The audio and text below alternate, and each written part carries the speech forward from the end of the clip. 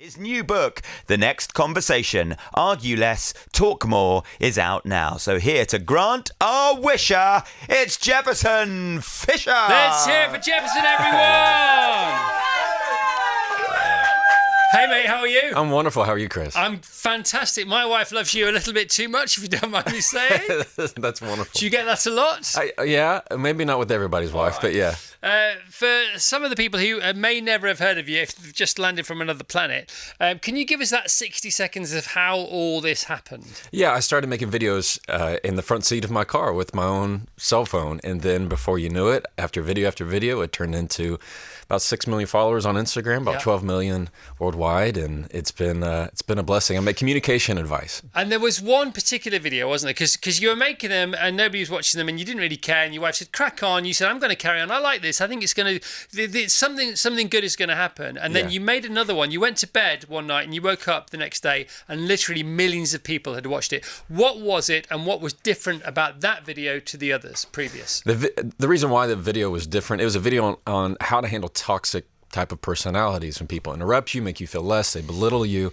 And what was a little bit different was that I didn't worry about what it looked like. I wasn't trying to have that subjective opinion. I just thought, I'm just going to be myself, show a little bit of my personality, and made it more casual, and that's how it started. Okay, and were you as surprised as you seem to have been?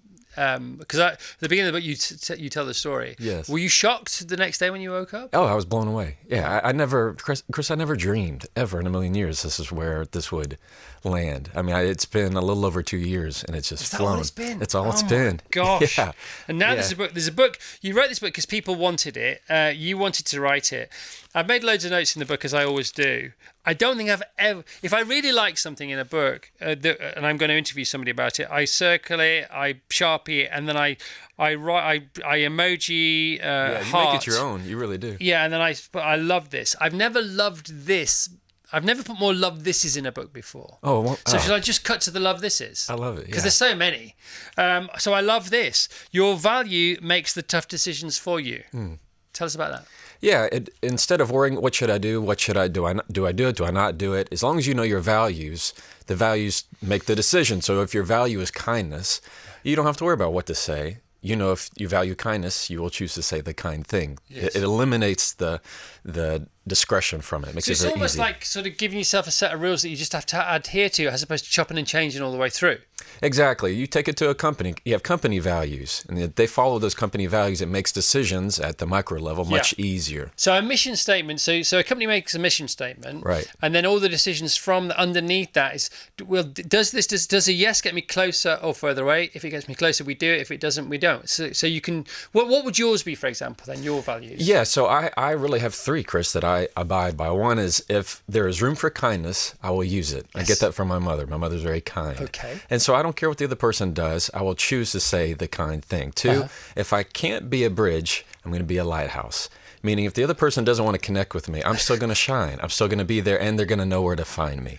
Three, I'm going to tell them who I am without telling them my name. In other words, rather than trying to use the gravitas of your position, your personality, you show them who you are by how you treat them. Yeah. Not your status. Yeah, I like the fact that who is an anagram of how. Oh, I like that. Yeah, I often get them confused for the best reasons. Love this. One of the biggies in the book, how to say no. How do we say no? Well, if it is, most people want to start with I'd love to, but I can't. Yes. Instead, I'm telling you to flip it. Start with, I can't make it. Thank you so much for inviting me. So use the no first, then end with the gratitude. And then that way, when you turn the buts into ands, they're going to feel more pleasant about it rather than going, why didn't you come? Love it. I often do what I've just done. I often take an inhale when I'm interviewing somebody. Yeah. You talk about the breath a lot. I love the breath. If you're not in touch with your breath, you're not actually present. If you are, then you totally are. This super hack of make a breath substitute a breath for your first word, what was going to be your first word in response, or even worse, reaction, more inflammatory reaction, substitute it for a breath. You got it. Yeah. What I teach is let your breath be the first word that you say. And so whenever you're able to slow down your sentences, you're able to actually control the moment. Most people have the rapid fire response, but if you actually take a breath and slow down, your logical side stays in control, and you can always sound a lot more in control and confident every time. Yeah, tell us about temperature. Tell us about when the mood and our emotions get too involved in the fray. Yeah. In any time you feel that there's friction, maybe somebody says something you don't like, it rubs you the wrong way, that friction turns into ignition, meaning you're heated, you feel like you're in the fight or flight, right? You ball your fists because your body's ready. You tense up. You start to yell. Why? Because you're holding your breath. Yeah. And so a lot of the times you're very high. You're yelling. You say the word that wants to hurt, that wants to cut. On the other side, the cooling phase of an argument sounds a lot more like, I'm sorry, or what I meant to say was, and it sounds a whole lot slower. You always know you have an argument with your significant other, and then at some point it starts to fall. You kind of start to apologize. It's the other side of the argument. You want to take that and just put that first. Have the slower, controlled conversation first. You're so good at this.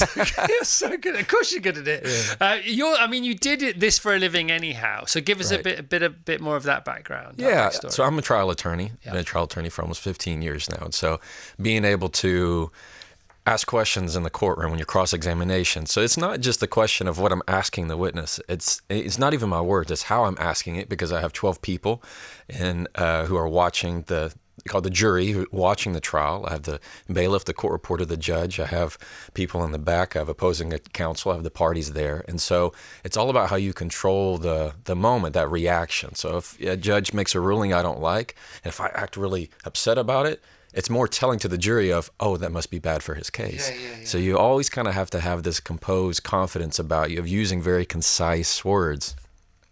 Now, you also talk about playing to the crowd, which can be some people's nemesis. But of course, you are playing to the crowd, aren't you, with the jury there? Yeah. And you can get caught between rock and a hard place. So how do you walk that tightrope? Well, no matter what you're doing, you're playing to the crowd. I mean, even to your own... To your own crowd. Yeah. Crowd of one. Exactly. And even sometimes the most important conversation you have, Chris, is the conversation you have with yourself. Always. Yeah, that's really where it always starts, that first conversation with yourself. So it's having that ability to kind of attach and go, is this a good look? Am I proud of who I am right now? Yeah. Is Chris proud of who Chris is being right now? No.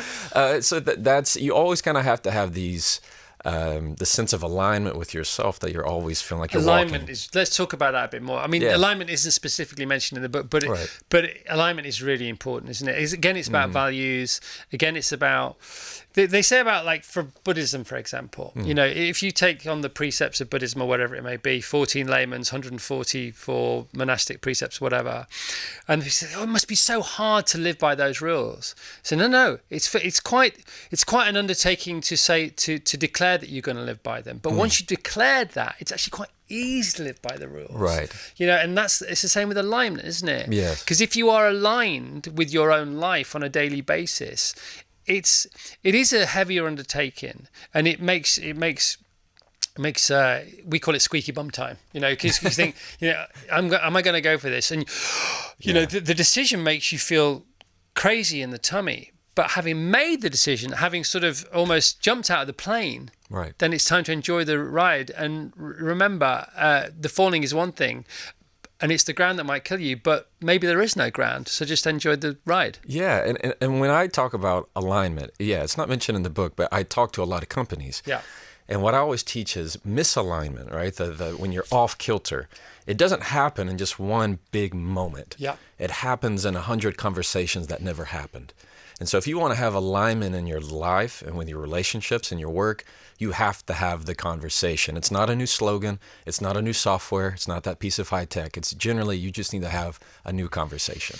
And alignment, of course, you know, alignment, we're talking about things, you know, lining up, things, joining the dots. There's a comfortable pattern and a comfortable rhythm to that alignment, to that almost stellar or interstellar alignment, if you can sort of mix that metaphor. And the best way to get alignment is to start straight, because if it starts bent, it doesn't usually straighten itself out. In fact, it usually just gets worse.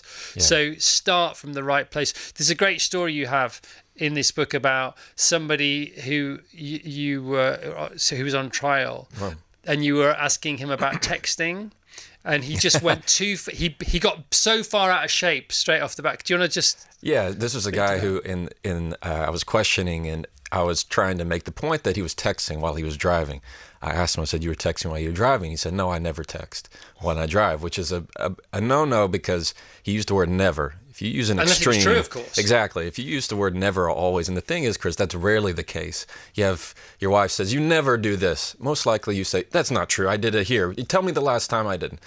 And anyway, he kind of put himself out on a ledge. And so what I did was just add a lot of silence, which made him uncomfortable. And he kind of started to come back and walk back Without on you it. saying anything? Without me having to say anything, because people who lie, they will have conversations for you. Yes. Once they realize you're not biting it, once you're not making a big thing of it, you add that space, they go, I mean, what do you think? I mean, you think I would do that? Why would I do such a thing? So anyway, he started actually come back and revealed, yeah, he actually did. He did text that day. Oh my God, Jefferson. Oh my gosh. Yeah. So another great tool is to put a frame around it. What is it, and how big is the frame, and when can we best deploy it? Yeah. So I call this, when you put a frame around a conversation, what you're doing is you're not beating around the bush. You're being very direct, but also being very kind. That doesn't mean you can't be polite. I know everybody we're very polite. So this is how you do it. Do you think that's what we're all like in the UK? Oh, everybody's very, very, very polite, very nice. That's nice. Yeah. It's not true, but it's nice to hear. Yeah.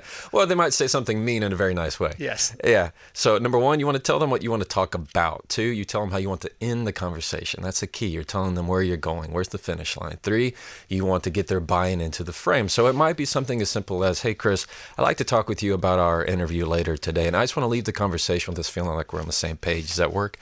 Then you know exactly what we're going to be talking about, rather than going, "Hey, Chris, do you have 5 minutes?" "Yeah, so do you remember that too long ago we talked about," I mean, and you can tell me if I'm wrong, and you kind of get lost in translation. So using a frame is a great way to get connection fast. What about, Jefferson, my dear friend, what about the power of the pause? Oh, I love it. Yeah, you can use pauses so effectively in almost any situation. I'm telling you, my favorite situation, Chris, to use pauses is when somebody says something that's mean, somebody says something that belittles you. This is what I want you to do. They say something ugly. Today, if you're listening, and you are listening, if somebody says something ugly to you, what I want you to do is use 5 to 7 seconds of nothing. Say nothing. You're choosing to let their words fall to the ground. Two, if you need to say anything, because most of the time people realize they're exposed and they'll take it back and they'll say, "Oh, I mean, what I meant to say was," or they'll apologize before you even have to say anything. Or you use a question of intent. You're going to say, "Did you mean for that to sound hurtful? Did you mean to upset me? Did you mean for that to sound rude? Did you mean for that to sound short?" Use questions of why they actually asked that, or how did you want me to feel when you said that, or how do you feel when you said that? And they can't take it. They'll absolutely reel back. And you're the one who looks more in control.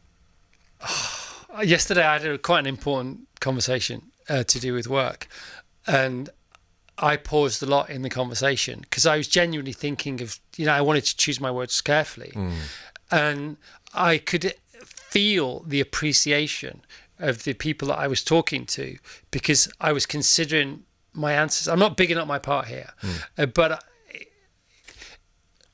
in the past, I just did it again. In the past, I would have been too keen to just keep the noise going. Yeah. But it really helped, and it put the meeting more at ease, and so it flowed better. And then everybody else started thinking. It was contagious, actually. Yeah. That kind of that pause. Yes. Yeah. You can use pauses. I compared in the book. You have short pauses, which are almost like reading glasses. These are the kind of pauses that make you listen.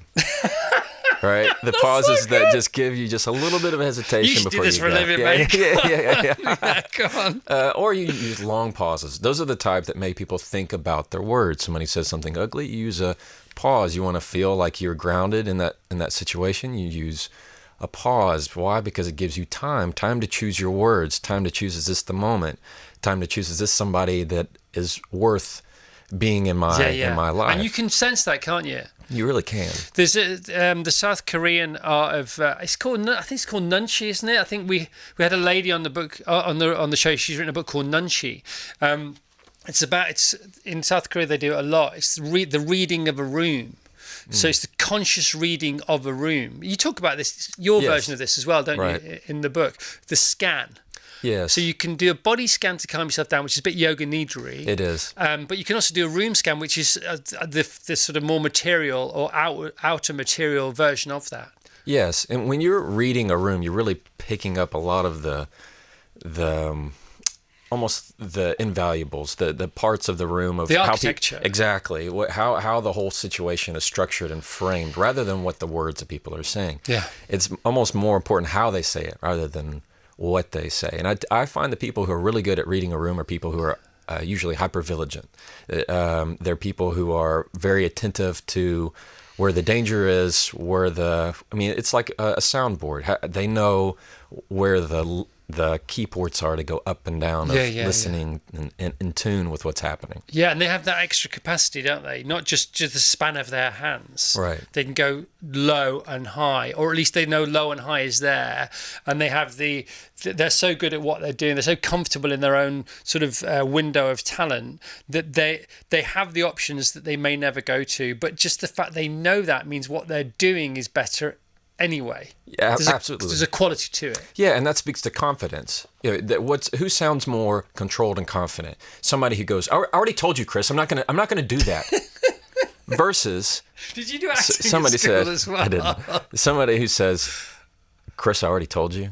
Yeah, I'm not going to do that." I know, Jefferson. Which one sounds like somebody you don't want to mess with? I hear you, Jefferson. Yeah, I hear yeah. you. I'm not doing that. Listening is very important, of course. Right. See, Tash and I, she's a big fan. My wife's a huge fan of yours. And we were talking about being present with each other, which we talk about all the time. You know, we have our practices every day that we do. And we were talking about talking and about being in the moment. And I sort of concluded yesterday, and it's only my latest theory, and there's 1,000 theories a day between Tash and I.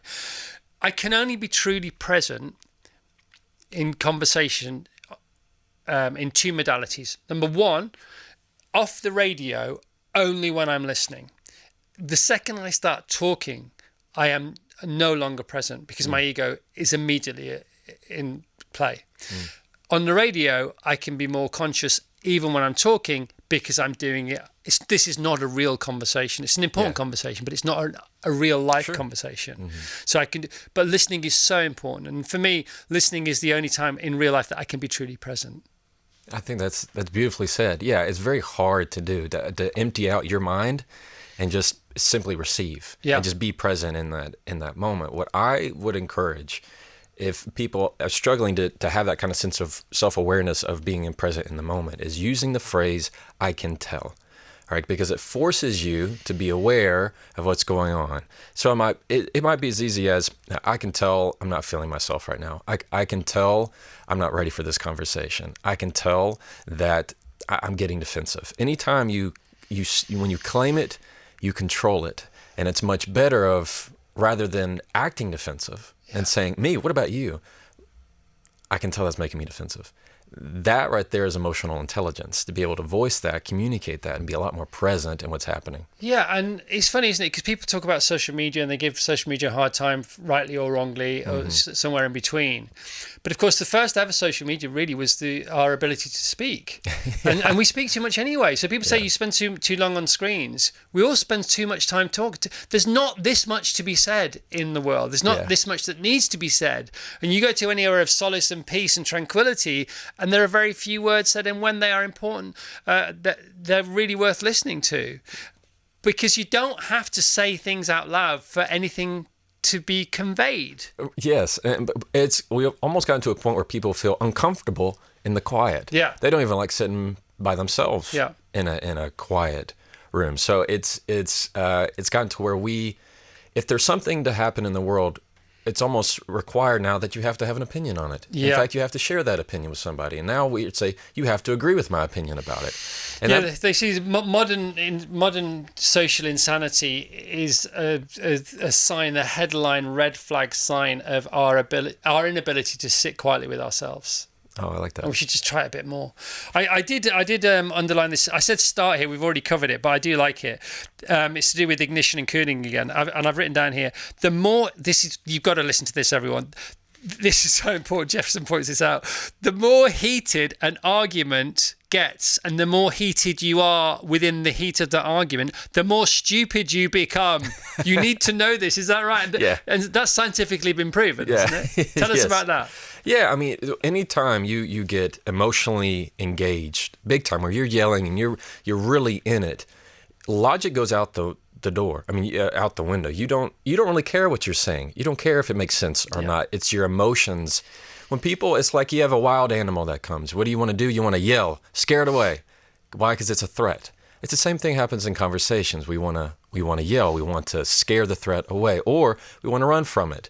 We want to hang up the phone. We want to say, you know what, I'm out of here. We leave and slam the door. Yeah. It's all of that. The whole point is so much of our communication happens so much within our body. Rather than trying to control you, I lead to success by controlling myself. Yeah. That's where you're going to feel a lot more of who you are, how you want to communicate, and who you want to be. Yeah, there's a great granular description of how not to get overheated in an argument.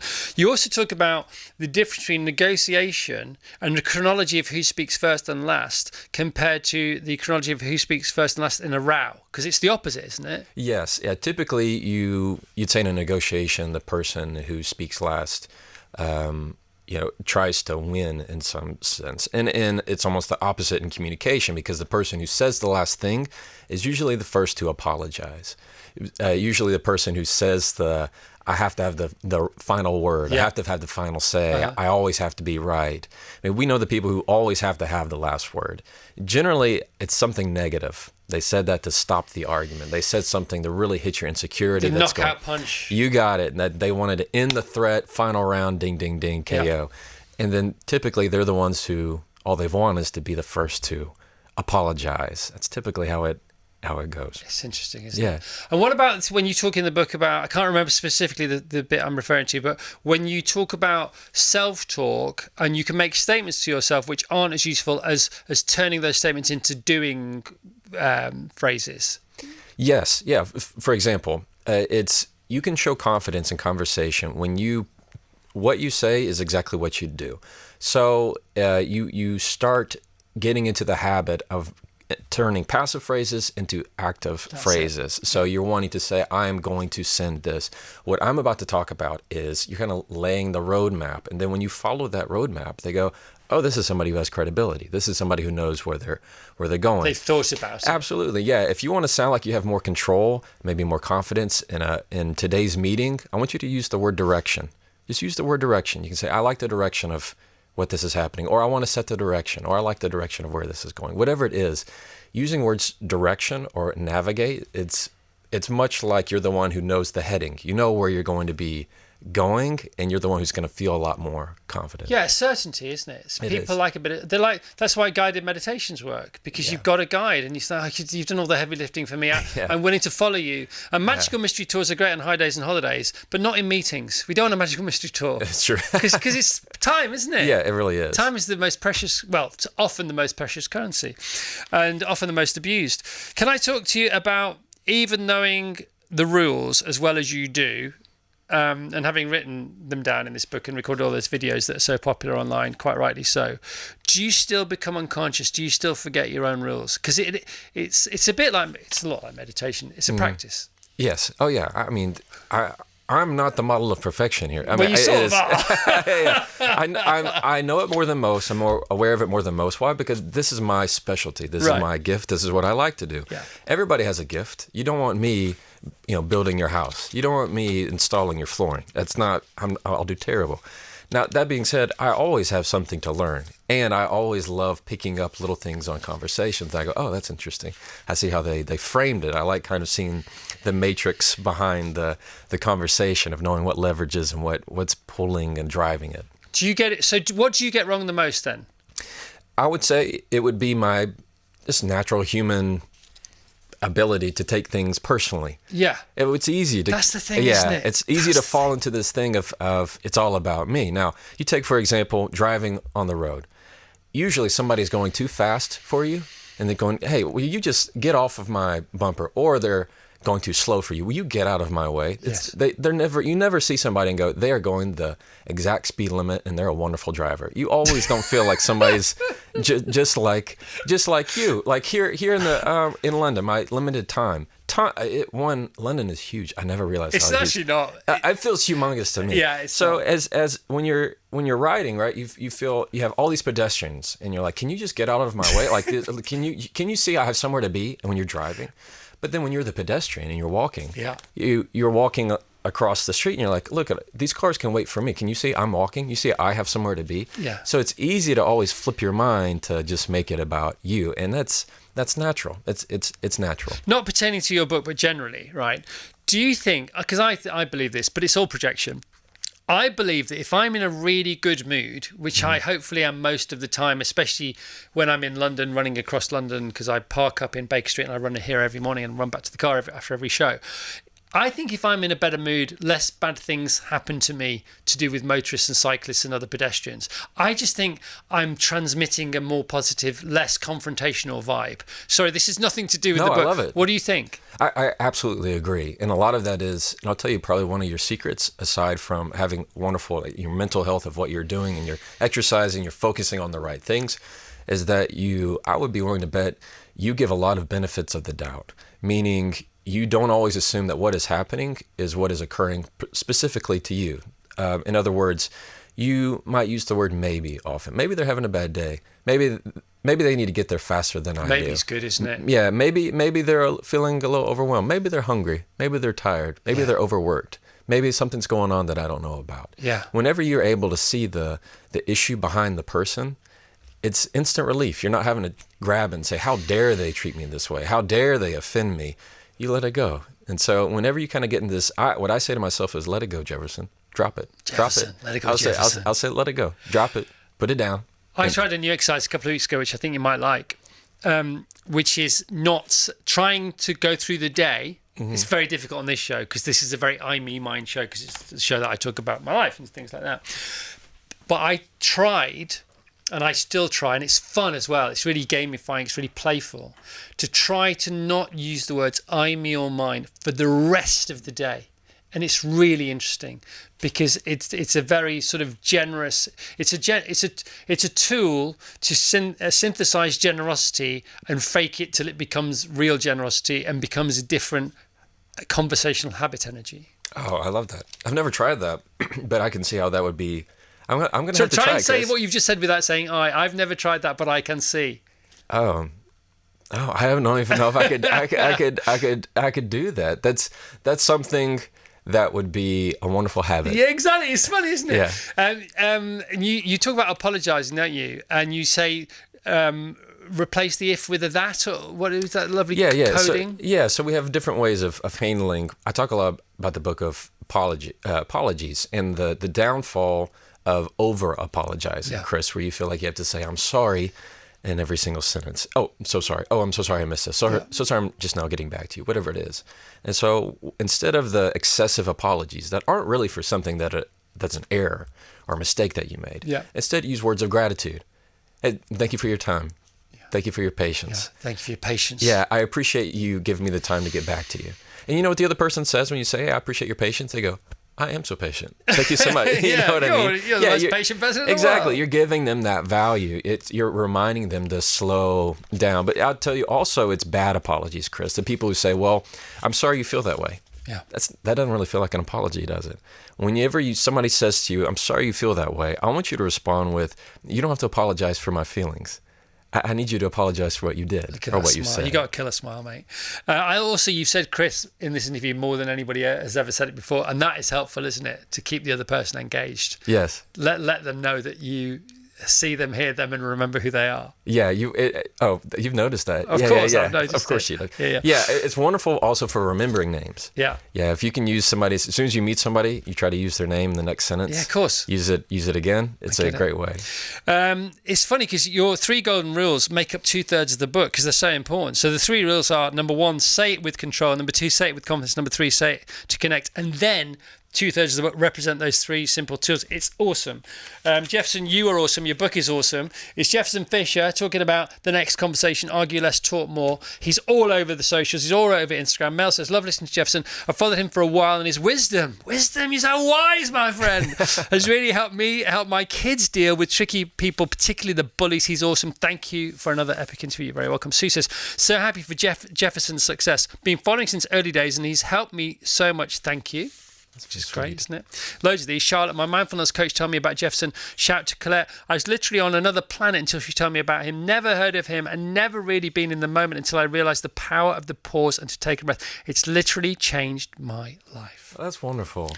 So this is what you set out to do. How does it feel to be delivering on your own promise to yourself? Oh, it's wonderful. Mel, Sue, Charlotte, thank you very much for those. That's fantastic. Well remembered. I love it. Mel, Sue, and Charlotte. Yeah. And your wife, who's a big supporter. Yes. Well, how does she feel about what you've achieved in just 2 years? And now what? Because you did all this without a platform, and now you've got this massive platform. Yes. So what are you going to do with it all?